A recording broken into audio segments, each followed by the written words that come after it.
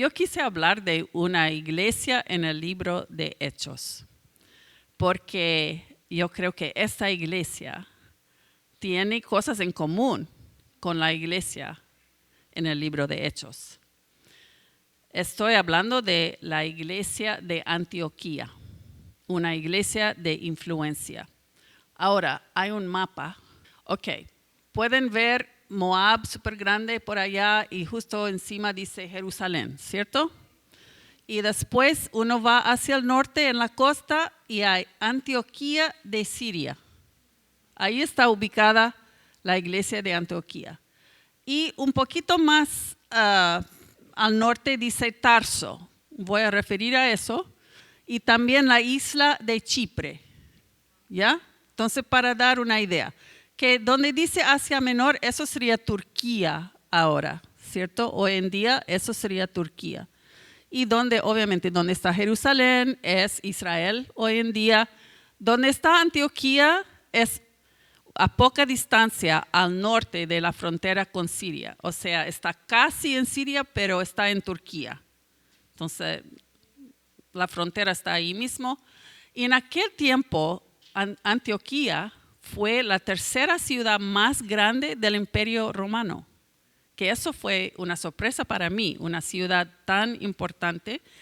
Primeramente era Roma, segundo era Alejandría en Egipto, y tercera en importancia y en porte era Antioquía. Y era como el término de todas las rutas que venía de la India, de Persia, hasta de la China, con toda la mercadería que iba llegando hacia Europa. Eso era como el puerto principal donde salía todo. Entonces, por eso era una ciudad muy importante. Ahora vamos a ver la importancia en cuanto a la iglesia de Antioquía. En Hechos 11, 19 y 20 dice, los que se habían dispersado a causa de la persecución que se desató por el caso de Esteban, llegaron hacia Fenicia, Chipre y Antioquía, sin anunciar a nadie el mensaje excepto a los judíos. Sin embargo, había entre ellos algunas personas de Chipre y de Cirene que al llegar a Antioquía comenzaron a hablarles también a los de habla griega, anunciándoles las buenas nuevas acerca del Señor Jesús. Ahora, ¿recuerda de esa persecución cuando habla de Esteban? Esteban era un discípulo de Jesús, no de los 12, sino que era uno que fue elegido para servir en las mesas después de la ascensión de Jesús en la iglesia naciente, ¿cierto? Pero fue muy lleno del Espíritu Santo, obraba milagros, era muy buen orador y bueno, básicamente los judíos se enojaron con él y lo arrestaron y él dio todo un discurso que sale ahí en el libro de Hechos y al final él como acusa ahí a los líderes que eran tercos y todo y ahí como se enojaron mucho y lo arrojaron afuera de la ciudad y lo mataron con piedras. ¿Y quién estaba ahí aprobando todo? Saulo, luego nombrado Pablo. Entonces, justo después de la muerte de Esteban, se desató una persecución. Y montones de gente tuvieron que salir ahí de Jerusalén y dice que llegaron hasta Fenicia, Chipre y Antioquía y seguramente otras partes. Y yo pensé en esta iglesia Creekside. Han tenido que salir por diferentes razones de sus países. A veces situaciones políticas, a veces situaciones financieras, ¿cierto? O necesitando más ayuda de un médico, o no sé, desconozco a ustedes, ¿cierto? Pero cada uno tiene sus razones por qué han llegado y la iglesia de Antioquía fue compuesta de todas estas personas, tal como iglesia Creekside. Interesante, ¿no?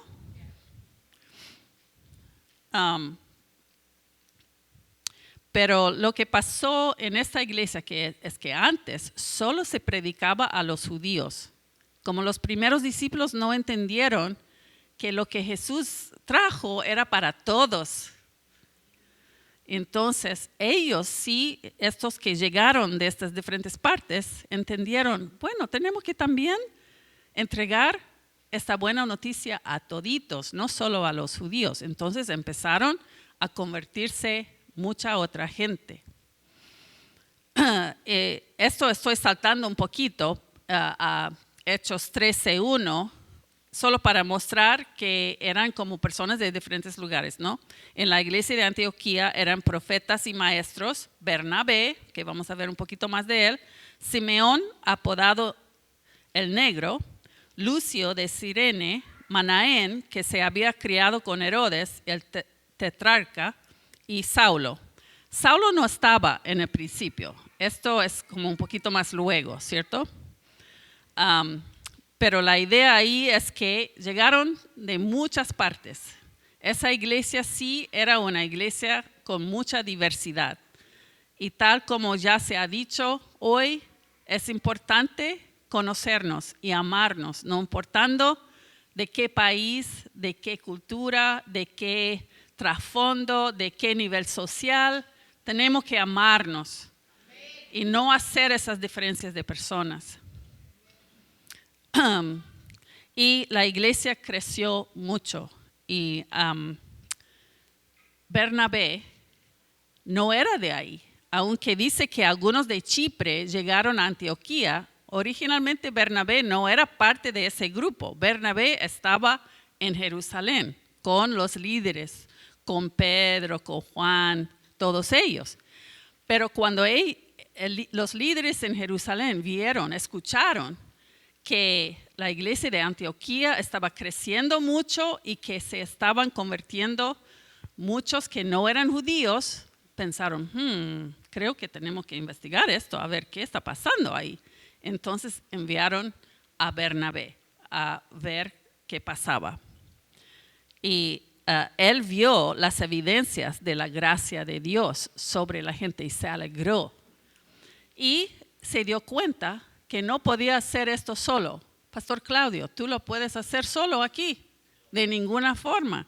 Quizás cuando era pequeña la iglesia, quizás, pero ahora la iglesia ha crecido y Bernabé se dio cuenta también que él necesitaba ayuda. ¿Y qué hizo? Fue a buscar a Saulo. Ahora, Saulo se había vuelto a su hogar natal, Tarso, en el mapa, ¿recuerda? Porque ellos se conocieron en Jerusalén, pero Pablo, o Saulo, en aquel entonces todavía tenía el nombre Saulo, su forma de ser causó como tanta... Yo trato de imaginar estas personas, ¿no? Y yo creo que su forma de ser era un poquito áspero y era muy como... tenía sus opiniones fuertes y todo, entonces él enojó mucho a los judíos y ellos querían matarlo. Entonces tenía que enviarlo de vuelta a su casita. Vaya a su casa, aléjate de todo lo que está pasando aquí. Y de lo que yo leí, él estuvo allá 8 años, no eran unos meses. Él estaba en casa 8 años. Básicamente no sabemos si él plantó iglesias o qué hizo durante esos 8 años o quizás estaba desanimado, no sabemos. Pero Bernabé mandó a buscar, él fue allá y buscó a Saulo y lo trajo a Antioquía para ser uno de los líderes en ese lugar. También el nombre de Bernabé significa hijo de ánimo. Su nombre cuando nació era José, pero los apóstoles cambió su nombre a Bernabé, hijo de ánimo. Y él seguramente era ese tipo de persona. Ahora, también en Antioquía los discípulos fueron llamados cristianos por primera vez. Y posiblemente era como la palabra en Chile cuando dice canuto. Los de Antioquía dijeron, eres cristiana, como un desprecio. Eres un pequeño Cristo.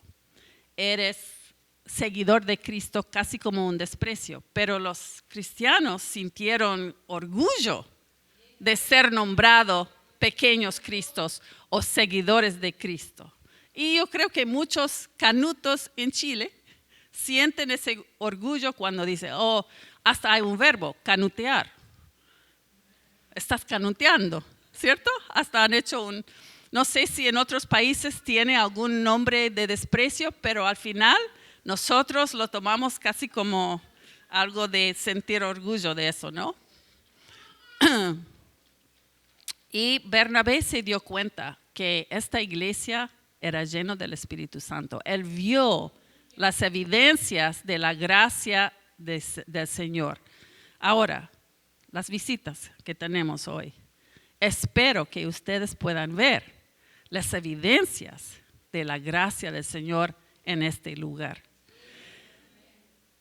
Yo sentí el amor cuando entré aquí, los saludos que recibí, y eso es súper importante, una sonrisa, un abrazo, un saludo tan importante, ¿cierto?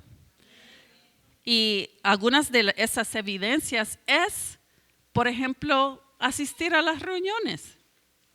Eso es una evidencia que estamos llenos del Espíritu Santo. No podemos quedarnos alejados de la iglesia y decir, soy lleno del Espíritu Santo, pero no quiero estar con otros cristianos. No concuerda esas dos ideas. También uno ve esa unidad en la diversidad. Si esta iglesia que viene de tantas diferentes culturas puede estar unida, eso es una evidencia que son llenos del Espíritu Santo. También que están siendo discipulados, están creciendo en su caminar en el Señor. También que están compartiendo con otros. Porque si no comparto nunca lo que es supuestamente lo más importante para mí, ¿cómo puede ser? No significa que tú tienes que predicar todo un sermón con la gente con quien trabajas, pero es de siempre estar dispuestos a hablar del Señor, a decir, no vas a creer lo que pasó, que el Señor me sanó, o el Señor proveyó, o esos testimonios que tenemos casi a diario de lo que Dios hace para nosotros. Todo eso es evangelismo. Así que esas son algunas de las evidencias de una iglesia llena del Espíritu Santo. Ellos escucharon al Espíritu Santo. En Hechos 13, 2 y 3 dice, mientras ayunaban, o sea, era una iglesia que ayunaba. No sé si a veces ayunan aquí, ¿sí? Mientras ayunaban y participaban en el culto al Señor. O sea, aquí estamos ayunando, estamos en una reunión, estamos orando, estamos alabando al Señor y el Espíritu Santo habla. Y dijo, apártenme ahora a Bernabé y a Saulo para el trabajo al que los he llamado. Así que después de ayunar, orar e imponerles las manos, los despidieron. Fabuloso, ¿cierto? Que si en esta iglesia estamos unidos en oración, estamos ayunando, estamos alabando y el Espíritu Santo nos habla. Queremos eso, ¿no? Queremos eso. Eso es una evidencia de estar llenos del Espíritu Santo. Dice en Hechos 11, 21, el poder del Señor estaba con ellos y un gran número creyó y se convirtió al Señor. Yo diría que si dice un gran número y vuelve a decirlo en el versículo 24, un gran número de personas aceptó al Señor. Y en Hechos 11, 26 enseñaron a mucha gente. Recuerda que esto no era una pequeña ciudad. Cuando dice gran número, yo me imagino centenares, si no miles de personas. Un gran número. Ahora, quizás ustedes no pueden imaginar a Iglesia Creekside ser un gran número, pero yo sí. ¿Por qué no? ¿Por qué no? Porque Dios quiere alcanzar a un gran número de personas.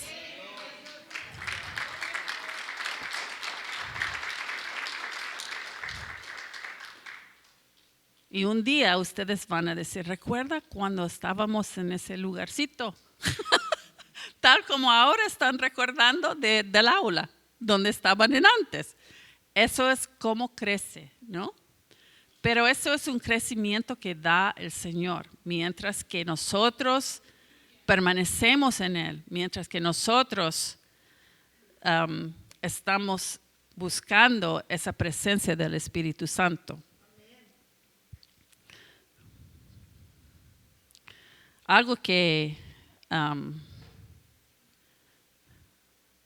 me gusta también de esta iglesia es que enviaron misioneros, porque recuerda, el Espíritu Santo dijo, apártenme a Bernabé y a Saulo.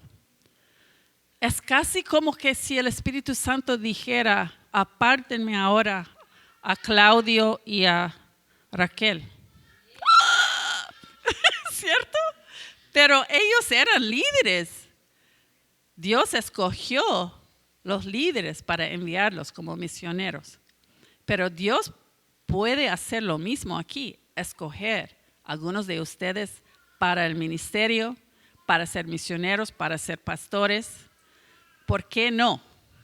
Y acabo de ver en el Facebook de la iglesia que instalaron algunos líderes hace poquito, el domingo pasado. Eso es una iglesia en crecimiento. Eso es una iglesia saludable, donde hay nuevos líderes.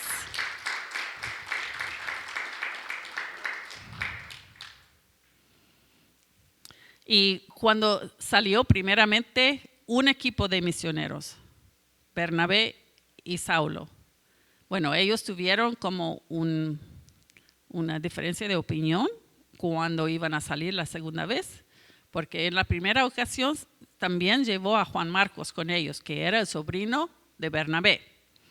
Pero el problema con este joven es que él abandonó al equipo a mitad de camino y volvió a Jerusalén a mamá.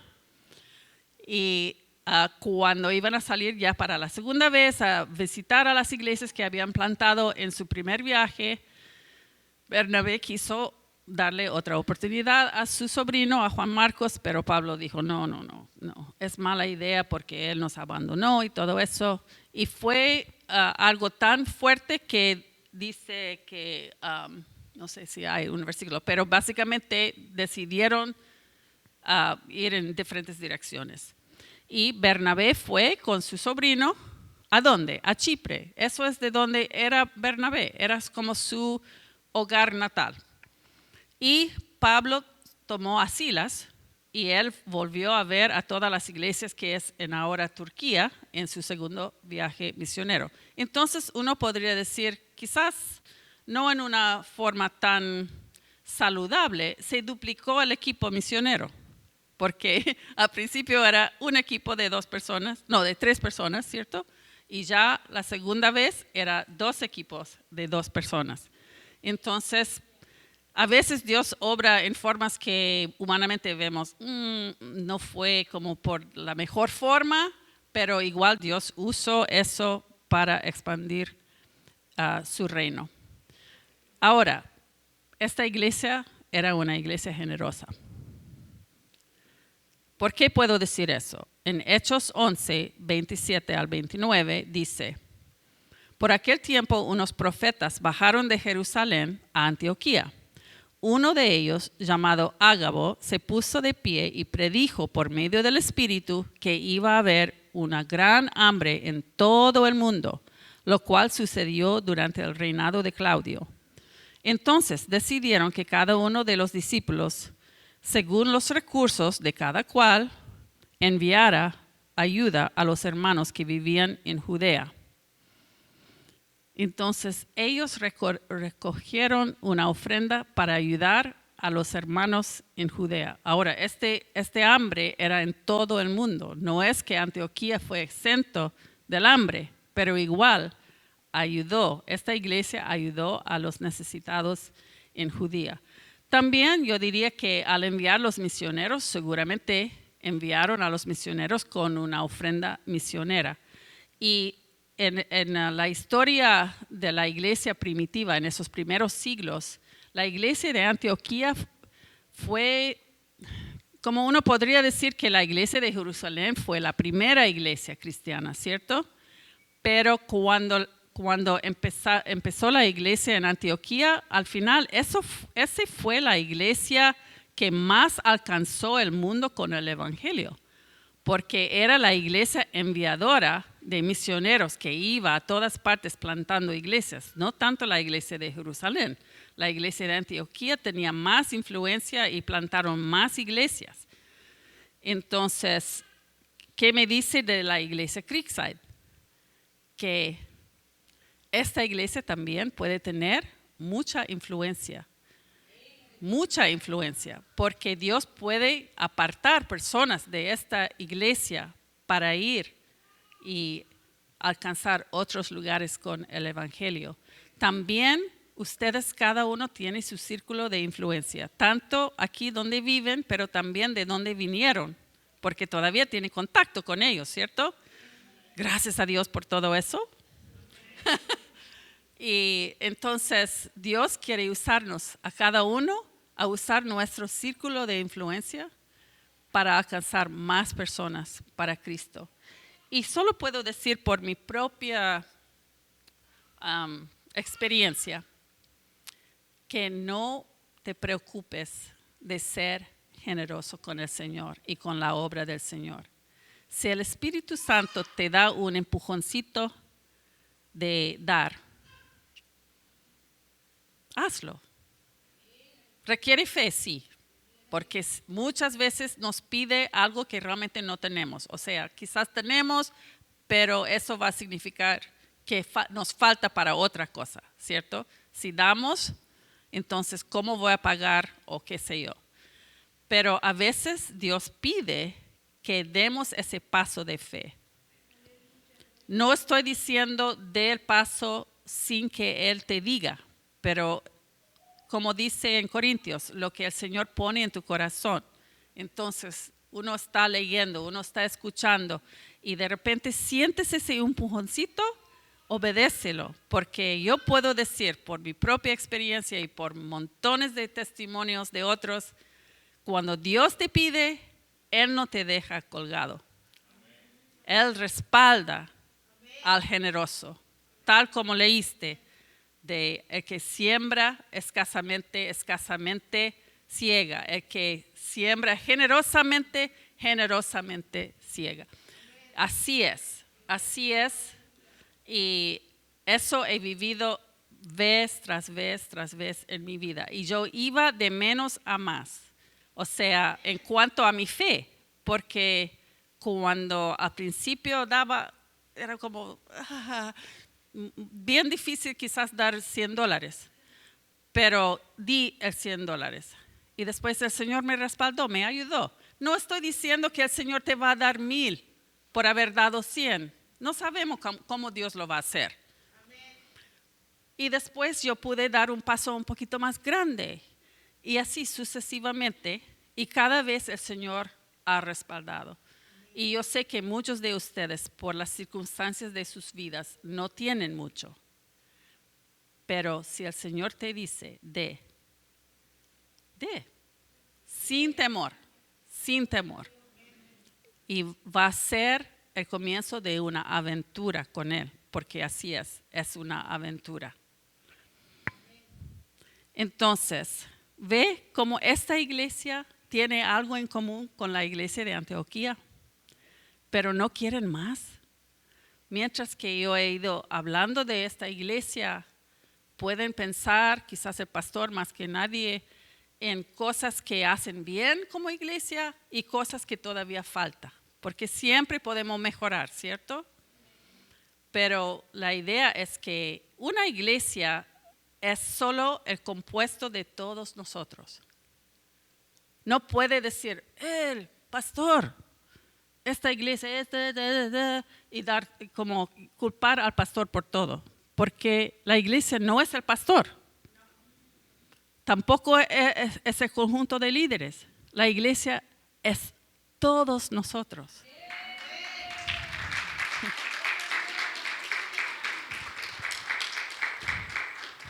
Entonces, si te das cuenta que hay algo que hacemos bien como iglesia, gloria al Señor. Si mientras que han estado escuchando se dan cuenta, bueno, nos falta todavía en esta parte, tú eres el comienzo de eso. No espera que otra persona cambie, sino que tú comienzas cambiando y eso se va a contagiar y toda la iglesia va a ir de menos a más en todo sentido. Así que yo estoy súper feliz de ver el crecimiento en esta iglesia y si vuelvo a estar con ustedes, ni sé dónde van a estar porque o quizás va a tener 2 reuniones o 3. Así que gloria al Señor, gloria al Señor. Dios está con cada uno de ustedes. Él sabe dónde están. Él sabe que han vivido y su deseo es bendecirles. Su deseo es estar con ustedes cada día de sus vidas hasta verlo cara a cara. Así que ese amor echa fuera temor. Porque viendo el mundo como es, nos puede dar mucho temor. Pero nosotros sabemos a dónde vamos. Y hasta Jesús mismo en Hebreos 12 dice, por el gozo por delante. O sea, Jesús mismo, que es Dios, cuando Él estuvo aquí en la tierra, dice, por el gozo por delante, Él soportó la cruz.